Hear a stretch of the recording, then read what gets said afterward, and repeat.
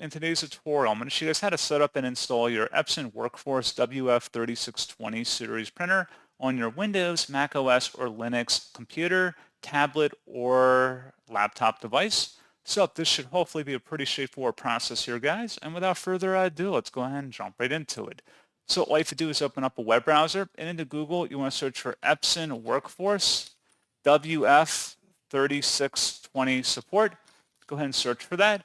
Best result should be an Epson domain. This is Epson WorkForce WF-3620. Go ahead and open that up. And then on this page, you want to scroll down and select the operating system dropdown. Select your version of Mac OS, Linux, or Windows, and then select the Go button. And then you would just scroll down again and select the driver and utility combo package installer. Go ahead and proceed to download that item.